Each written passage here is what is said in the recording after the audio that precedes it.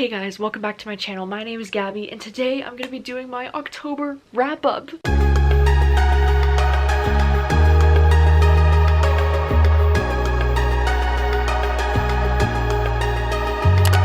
I am honestly so sad that October is already over. Like, how did it go by so fast? In the month of October, I did actually manage to read quite a lot of books. I know I was complaining earlier that October had been kind of a rough month for me, and it really has, but I guess I meant it in more of the sense like my reading vlogs have been really lacking and nothing has been going to plan, but I've still been able to read quite a bit of books because this month I read 15 books, but to be fair, 5 of those books were audiobooks and 3 of those were like novellas or short stories, so it wasn't like 15 full-length novels, you know, but still. This month I also did have 3 books that I ended up DNFing that I wanted to get to this month. The first one was House of Leaves. I honestly barely even started this book, so I can't really say for sure that I DNF'd this because I'm probably going to jump back into this at some point, but I tried to read this month. It didn't happen. And then I also DNF'd The Ruins at like 150 to 60-ish pages into this. As of now, I don't really have any plans to jump back into reading this one, but I might try to pick up the audiobook at some point in the future to read this, but this was a DNF. Then I also DNF'd The Devil All the Time at 150 pages in. This one just, I don't know if it's just not for me, I think, because the writing style is just really hard to get into. There's so many characters and it feels very historical and it's just kind of not my thing. But I've heard the audiobook is good for that one too, so maybe I'll check out the audiobook in the future for that one. But anyways, out of those 15 books, I read 8 horror books this month. You could say, there's some horrors in this house. There's some horrors in this house. I saw that in another YouTube video. I can't take credit for that. And then I read 5 thrillers, 1 sci-fi, and 1 literary horror thriller book, question mark. And then as far as my ratings go, I had 5 5-star books this month, which is actually super high. I didn't think I had that many 5 stars. And then I had 3 4-star books, 5 3-star books, and 2 2-star books. So it was kind of a mixed bag this month, but also I had a lot of new favorites, which is awesome. I'm also using my new lights that I got. If you just watched my Halloween reading vlog that I just posted before this video, I showed you this new 18-inch ring light that I got for YouTube so I can film at night with like better quality. And so let me know what you think if you like the lights. Alright, so the very first book that I picked up in October was Monday's Not Coming by Tiffany D. Jackson. I actually listened to this one on audio. I listened to this one because so many of my friends were recommending me this book. Like literally almost everyone I know was like, you need to read Monday's Not Coming. And I'm so glad that I did because this one's like a young adult thriller about this girl who, like, her best friend Monday goes missing. It seems like nobody really cares and like nobody really knows what happened to her, and it's just like a really eerie, unsettling story, but it's also like a beautiful story about this friendship between these 2 girls, and the ending of this book is absolutely heartbreaking. Like, I was tearing up while I was driving home listening to this audiobook. Really just affected me emotionally. Beautiful, heavy story. Like, this went way darker than I was expecting it to, especially for a young adult, but I really enjoyed this one. I gave it 4 out of 5 stars. Next books I picked up were all the books that I did for my Reading Your Horror Recommendations video, so I'll link that vlog down below if you missed it. In that video, I read Heart-Shaped Box by Joe Hill. This one was one of my least favorite ones that I read in that vlog. I gave this book 2 stars. This one was fun in the sense that it's like a ghost story kind of, but it quickly kind of got boring for me, and I just felt like, especially towards the end, I was just bored out of my mind, and I just don't think Joe Hill's writing is for me.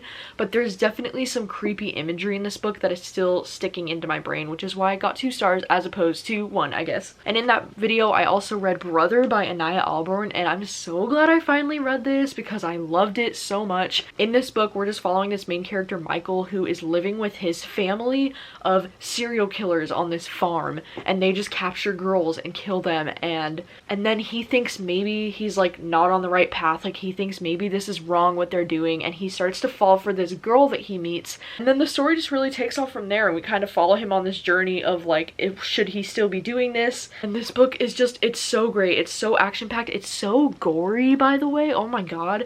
Like, I think this is probably the 2nd most gory book that I've ever read after Pretty Girls. Like, some of the scenes in this book, I was like, oh my god, skim, because I can't read that, but it was really good. It was really fun. I gave this one 4.5 out of 5 stars. I loved it. And then my favorite book that I read during that video was Kill Creek by Scott Thomas. This is definitely one of my favorite books that I've read this year, maybe of all time. I love this book so hard. 4 authors who have to go to this haunted house and stay the night, Halloween night, in this haunted house, and it's going to be broadcasted live to everyone online, and it is just such a cool concept. It's so much fun. This book is action-packed, and it's spooky, and it's weird, and it's just it's everything I love in horror. I loved it so much. The ending had me shook.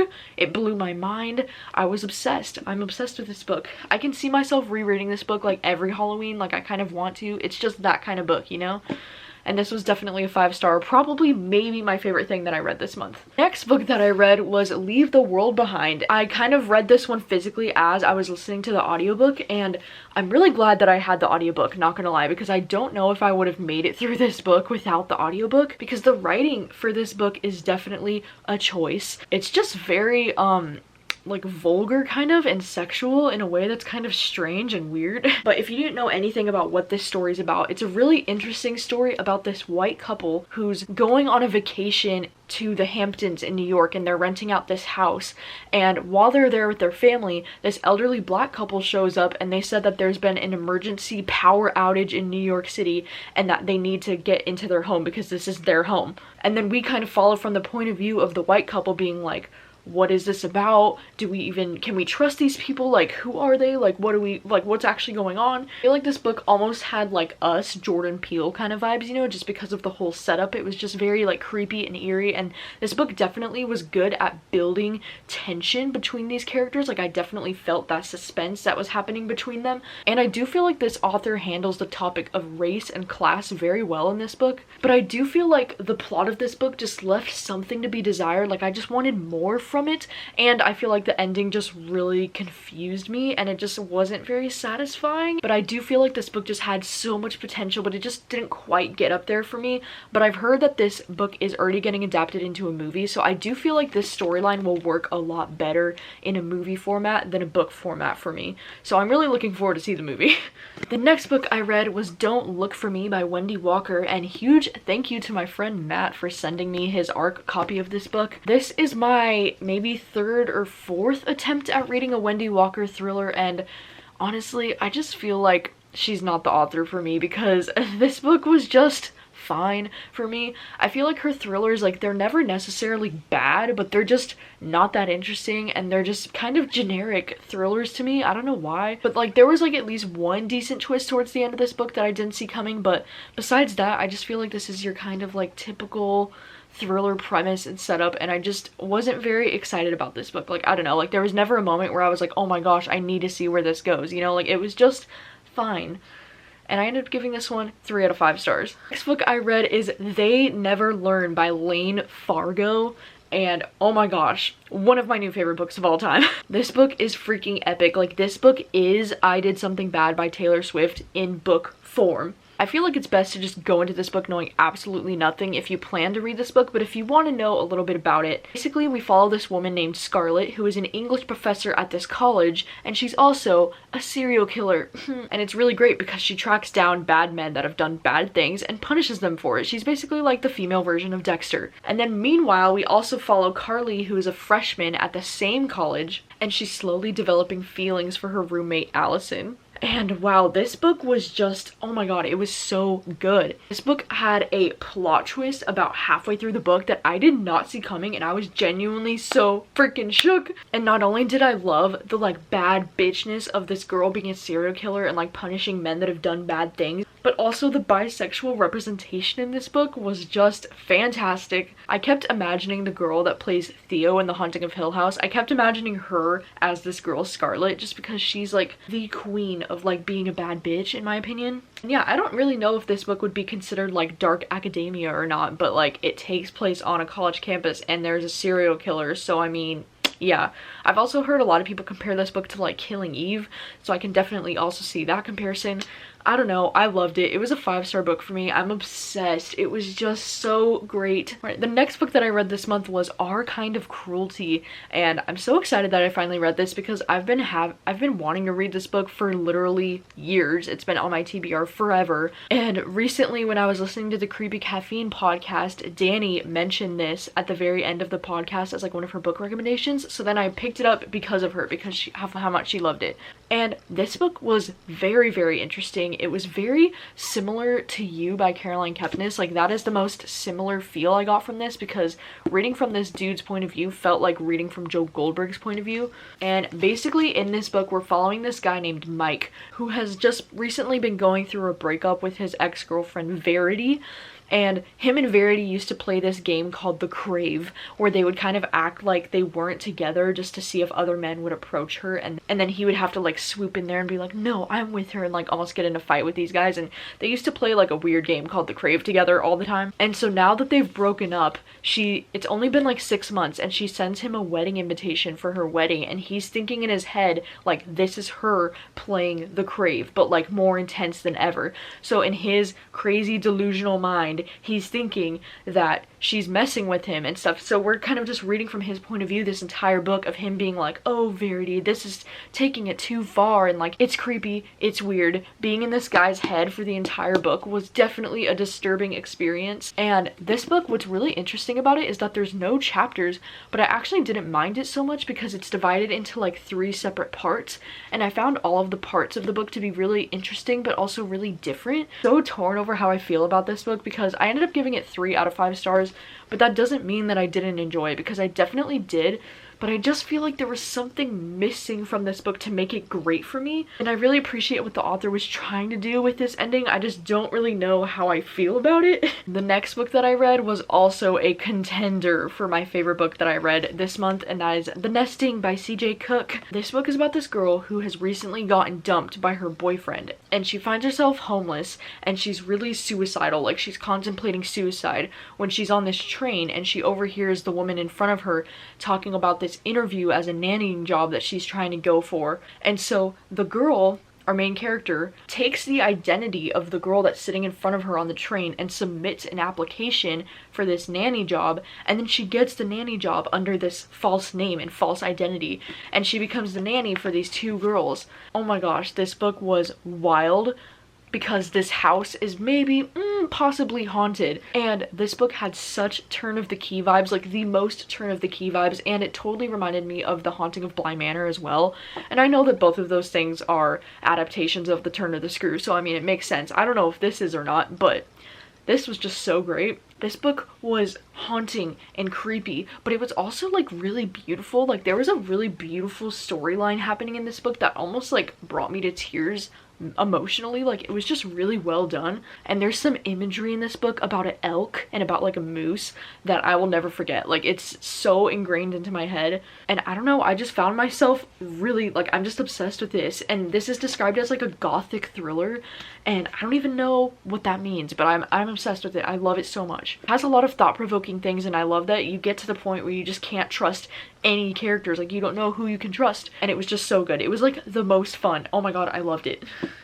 Easy 5 out of 5 stars. I don't even know which book I enjoyed more out of these 2 this month. Like, these were both the perfect October reads. However, the next book I read was Wonderland by Zoj Stage, and oh my god, this book was the biggest flop. Because this book has the audacity to market itself as if Shirley Jackson wrote The Shining. That's literally what it says on Goodreads when you click on this book, and I'm like, no. Because this book is nothing like The Shining. This book wishes. This book is basically about this family that goes out to their cabin, and then the dad starts acting weird, and then the fucking trees, like, there's something going on with the trees, and I don't know, it's not that great. I listened to the audiobook for this one, and oh my god, the audiobook started to drive me nuts, because just like Baby Teeth, I feel like this book gets really, really repetitive in the same way that that one does. And the daughter's name in this book is Eleanor Queen. Like, not Eleanor and not Queen, but Eleanor Queen, and she has to say the full name every single time she says her daughter's name, and it's freaking obnoxious. It's really annoying. I do feel like this book, though, was really good at setting the vibe and the atmosphere of like the spooky cabin in the woods kind of vibes. Like, I feel like it set up the premise so well, but then it just dropped the ball. Like, it was really boring and repetitive, and I just feel like it had so much potential.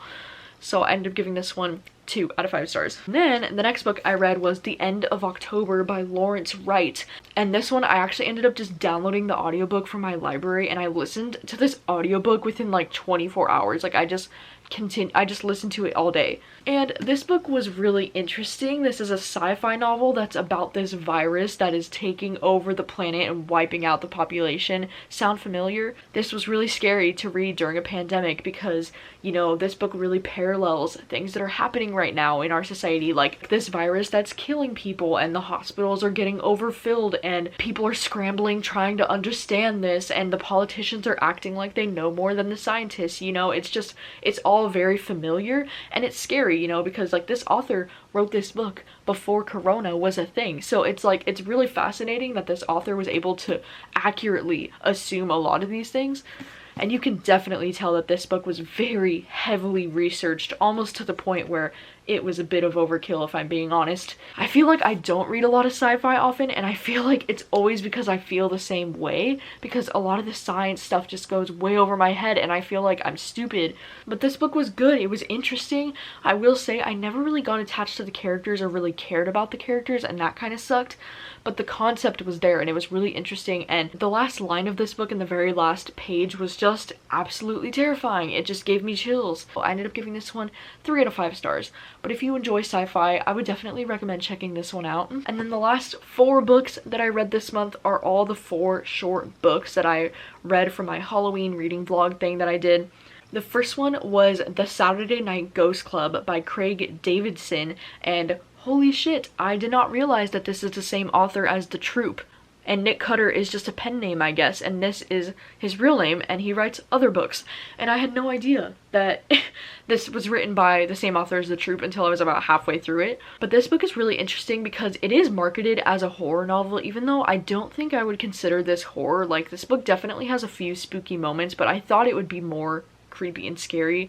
But this book is about this boy named Jake, and we kind of follow him as an adult, but then he's flashing back to this summer when he was 12 years old in the 80s, and how his uncle Calvin kind of like shaped his young adulthood and made such an impact on his life. And I just feel like this is such a beautiful story, and like it's a really beautiful coming of age story for Jake, but it's also a really thoughtfully written book. Like, I just thought it was really beautifully written, and I love the way that this author compares childhood fears to adult fears, and just kind of talks about how when you grow up your fears change, and you know, and how things become a lot more serious when you're an adult and you start to fear real life things, you know. But I ended up giving this one a 3.5 out of 5 stars. I thought it was really well done. And then we have The Night of the Mannequins by Stephen Graham Jones, and this is probably my favorite short story that I read for that video. This one's only 130 pages, and this one is just wild. It's very weird. The basic premise is that it follows a bunch of teenagers, and they're gonna play a prank on one of their friends by bringing in this mannequin, like this giant dude doll mannequin, into the movie theater. And then our main character Sawyer sees the mannequin get up at the end of the movie and leave the theater, and then he starts killing his friends one by one. And this was just the right amount of weird that I absolutely love in horror novels. Like, I was so genuinely creeped out, and like mannequins kind of creep me out anyways, to be honest, so I was like freaked out over this. And I just thought the concept was so cool. Like, this book was so psychological and creepy, and the ending of this book just, oh my god, stunning, a masterpiece. And I ended up giving this one 4.5 out of 5 stars. And the only reason why this one didn't get a full-blown 5 stars from me is because some of the writing was definitely a choice. Like, it was very strange at times, and it would have like run-on sentences, and then it would end sentences on the word like, and just some really weird choices. But besides that, loved it, loved the concept. I'm here for it. It's so unique, it's so cool. And then I read The Boy in the Woods by Scott Thomas, and this is a new novella that he just published on Halloween, and Inkshares, his publisher, was so kind enough to send me an e-arc of this, so I got to read it a day early. And oh my god, this novella is something else. It is, wow. This one mainly follows this young boy who's going to this summer camp, and his face is all deformed, and like the kids at the camp make fun of him for it.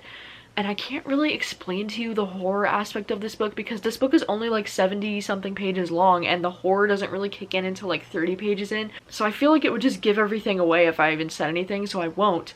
But just know this book is disturbing. It's gross, it's grotesque, it's gory. and I was not expecting that at all, so I was quite nauseous while I was reading this, and it was just so disturbing. Like, everything about this made me want to be like, bleh. Just the idea of it, oh, it was so gross. It was like nearly to the level of The Troop for me. I was like, no. But I had a really great time reading this. I thought it was very interesting and scary and terrifying, and I ended up giving this one 4 out of 5 stars. And then the last book that I read this month was Blankie by Keelan Patrick Burke, and this is another short story. This one's only like 70 pages, and this one was also really creepy, really spooky. This one was actually a lot more sad than I was expecting it to be, because this story is about this guy who his 11-month daughter dies unexpectedly, and then they start to think that her Blankie might have had something to do with that, and the blanket might be haunted or cursed or something. And this is just like a really sad short story about grief and kind of just how horrible grief is, but there's also some really like graphic imagery in this book that will stick into my brain forever, and it was just really creepy and really well done, and this kind of equally made me want to cry and scream at the same time, so you know. So I gave this one 4 stars. I really enjoyed this. I do think I enjoy Sour Candy more because this author has another short story called Sour Candy. I do think I like that one a little bit more than this one, but this was still pretty good. Alright, those are all of the books that I read in October. But yeah, if you've read any of these books, please let me know your thoughts on them, and let me know how many books did you read in October, what was the best book that you read in October. Thank you guys so much for watching as always, and I will see you very soon with a new video. Bye.